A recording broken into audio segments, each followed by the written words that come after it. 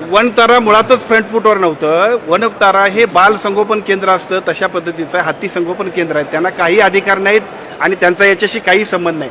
Supreme कोर्टानं ज्यावेळेला पेटाच्या निर्णयाप्रमाणे एखादा निर्णय घेतला तर तो कुठं ठेवावा, त्यासाठी आता सध्याच्या काळामध्ये उपलब्ध असणारी एक यंत्रणा म्हणजे वनतारा. याच्यापेक्षा या वनताराला याच्यामध्ये काही महत्त्व नाही, त्यांचा याच्यात संबंध नाही. आणि असला तरी सुप्रीम कोर्ट मोठा आहे आणि केंद्र शासन निश्चितपणे त्याच्यात आपल्या सगळ्यांच्या प्रयत्नानं, विशेषतः मी आपल्याला पुन्हा एकदा सांगेन, कारण काही लोकांच्या मनामध्ये ज्या शंका आहेत, अनेक वर्ष नागपंचमीचा जो काय 32 शिराळ्यातला जो काय आपण सगळेजण नागपंचमीचा उत्सव होता तो बंद होता, परंतु केंद्र शासनानं सकारात्मक भूमिका घेतल्यामुळं याच वर्षी नागपंचमी पूर्वीप्रमाणेच इथं सुरू झाली. त्यामुळे मला असं वाटतं की आजचा सुद्धा जो निर्णय आहे तशाच पद्धतीने करण्यामध्ये आपण यशस्वी होणार आहोत. याच्या संदर्भात काही डेडलाईन पाळण्यात आली येणार आहे का?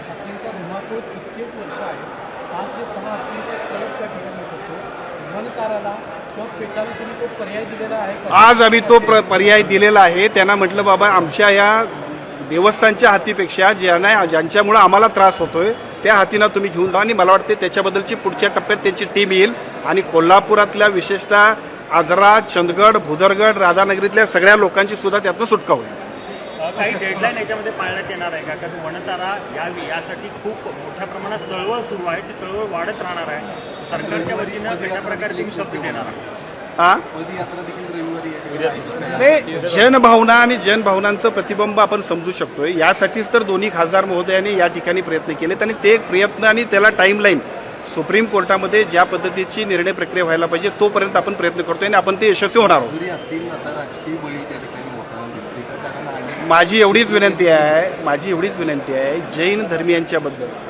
जैन धर्मियांच्या मनामध्ये त्या हातीविषयी असणारी आपुलकी, त्या नांदणी मठातल्या मठाधिपतीपासून सर्व भाविकांचा त्यांच्याविषयी असणारी इमोशनल अटॅचमेंट, याला राजकारणाचा वास येऊ नये.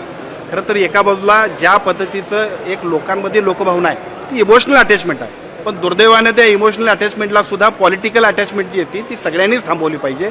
आपला नांदणी मठाचा हाती आपल्या परत आला पाहिजे आणि त्यासाठीची प्रक्रिया दोन्ही बाजूनं सकारात्मक पद्धतीनं केंद्र शासन आणि दुसऱ्या बाजूला वनतारा आणि तिसऱ्या बाजूला सुप्रीम कोर्टामध्ये सुद्धा ती मोहीम यशस्वी करण्यासाठीची प्रक्रिया आज कलेक्टर ऑफिसमध्ये यशस्वी पद्धतीनं सुरू झाली. त्याचं निश्चितपणानं सगळ्या लोकांना स्वागत केलं पाहिजे. धन्यवाद. पाहतो की इतर ठिकाणी सुद्धा मठांना नोटिसा गेलेल्या आहेत, पेटांना नोटिसा बजावलेल्या आहेत, त्या संदर्भात काय चर्चा झाली का, काय बोलणं झालं का? आजच्या म्हणजे नांदणी मठाच्या निमित्तानं काही गोष्टी नवीन सुद्धा सुरू होतील. कारण एका बाजूला सुप्रीम कोर्टानं हा निर्णय घेतला हे खरं आहे, परंतु जिथं जिथं अशा भावनिक ज्या काय अशा पद्धतीचं नातं असते तिथं काय करायला पाहिजे याच्याबद्दल सुद्धा भविष्य काळामध्ये सुप्रीम कोर्टाकडे सुद्धा केंद्र शासनानं म्हणणं मांडलं पाहिजे. मला वाटतं या निमित्तानं ती प्रक्रिया सुद्धा सुरू होईल.